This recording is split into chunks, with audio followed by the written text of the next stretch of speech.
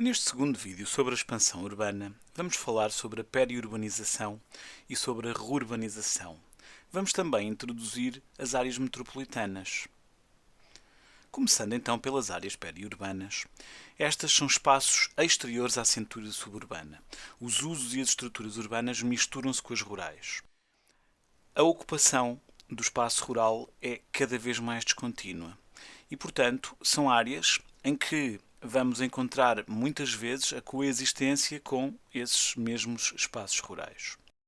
Existem dois grandes fatores que levam à formação de áreas periurbanas ou à urbanização destas áreas. Por um lado, o facto de serem espaços de qualidade ambiental e paisagística. Muitas vezes têm grandes espaços verdes e os índices de poluição são muito baixos, o que é extremamente atrativo para alguma da população urbana, mas à semelhança do que acontecia com as áreas suburbanas, têm que estar próximos de vias de comunicação importantes e, neste caso, particularmente vias de comunicação rodoviárias, uma vez que se trata de áreas um pouco mais distantes da cidade.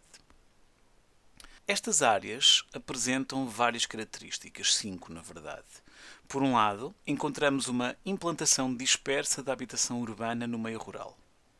Isto significa que vamos ter também uma alteração constante da estrutura fundiária. Como podem ver aqui na imagem, aquilo que nós encontramos é logo aqui à esquerda dos prédios uma área que está neste momento em construção. Por outro lado, verificamos também um abandono progressivo da agricultura, muitas vezes substituído pela implantação de unidades industriais ou simplesmente algumas urbanizações. Finalmente, temos um incremento da atividade comercial. Indo um pouco mais para fora, encontramos as áreas de rurbanização. Estas resultam muitas vezes da desconcentração de áreas urbanas mais pequenas ou são simplesmente áreas ainda mais periféricas das cidades maiores. Nestes casos, elas vão organizar-se à volta de nós de habitats rurais e dependem bastante da cidade mais próxima. Porque se organizam à volta de nós de habitats rurais, normalmente subsiste ainda a atividade agrícola. Aqui, o que os urbanitas procuram fazer, portanto, as pessoas que vêm das cidades, é recriar um modelo rural mais tradicional. Muitas vezes residências unifamiliares, a maior parte das vezes, muitas vezes isoladas, e, em muitos casos, elas consistem essencialmente em segundas habitações para esta população urbana que as vem ocupar. Por exemplo, neste caso da Praia de Moledo, muitas das casas que lá estão pertencem, por exemplo, a famílias do Porto. Vai haver uma coexistência de modos de vida entre as populações rurais que já ocupavam a área e estas populações urbanas que passam agora a ocupá-la também. Vamos ter uma ocupação ainda mais descontínua e difusa do que em áreas periurbanas, na medida em que, uma vez que se tratam essencialmente de residências unifamiliares e, em muitos casos, isoladas, então aquilo que vamos ter é precisamente uma ocupação muito descontínua. Estas áreas não se distinguem assim tanto quanto isso de áreas puramente rurais, embora, na verdade, as residências unifamiliares das populações urbanas que muitas vezes para aqui vêm viver ou passar férias ou passar fins de semana, acabam por ser residências um pouco mais acima da média em termos de qualidade de construção ou em termos de aspecto.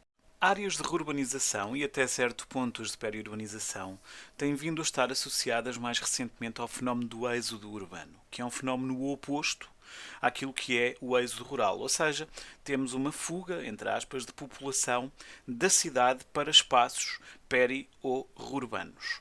Este fenómeno é um fenómeno relativamente recente e mais recente ainda no nosso país.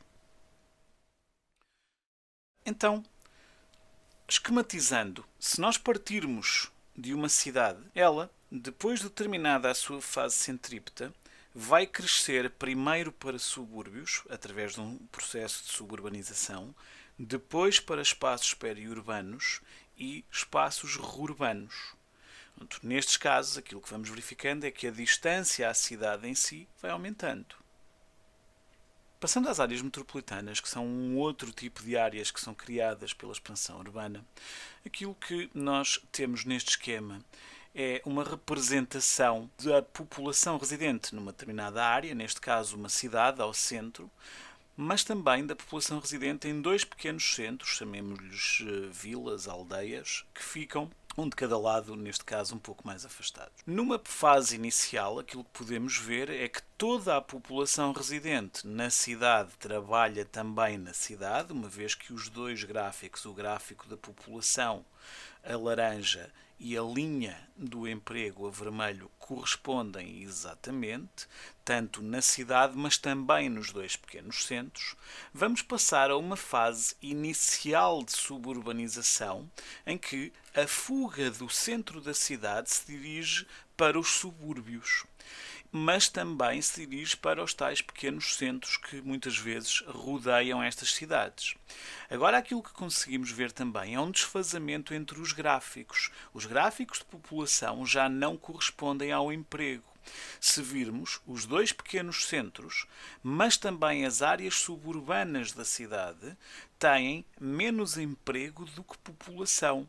Já o centro da cidade, e quanto mais próximo do centro da cidade mais isto acontece, vai ter uma situação oposta. Na realidade, no centro da cidade os empregos são em maior quantidade. Ou seja, vamos ter população a deslocar-se precisamente das áreas suburbanas e dos centros em redor em direção ao centro da cidade, naquela fase de expansão suburbana que já tínhamos visto nos movimentos pendulares. Mas ao continuar o processo de crescimento, ao continuar o dinamismo de uma área destas, aquilo que vai acontecer é que nós vamos ter um contínuo urbano a formar-se desde a cidade até às áreas que antes eram pequenos centros, pequenas vilas, mas que entretanto foram crescendo até se tornarem, em alguns casos, cidades satélite, já com muito maior capacidade de fornecer emprego às suas populações, embora continuemos a verificar que as áreas intermédias, as áreas que antes eram rurais e que ficam entre a cidade e os pequenos centros em redor, continuam a não poder fornecer emprego à sua população, que terá na mesma de se deslocar para o centro da cidade. Este contínuo urbano vai ter expressão espacial, como podemos ver nesta imagem da região de Lisboa. E depois vemos um pouco a perder de vista todo um contínuo urbano que na realidade não se trata só da cidade de Lisboa, mas também de toda a área metropolitana de Lisboa.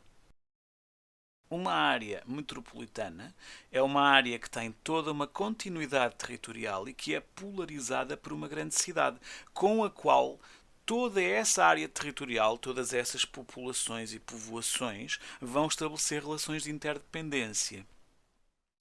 Em Portugal, nós temos essencialmente duas grandes áreas metropolitanas, que são Lisboa e Porto, que concentram entre as duas mais de 40% da população do país. Elas também se caracterizam por ter um enorme dinamismo económico. Isto, aliás, é transversal à generalidade das áreas metropolitanas e, portanto, é criado emprego, atrai-se população e surgem ainda mais atividades que, por sua vez, vão criar mais emprego e atrair mais população.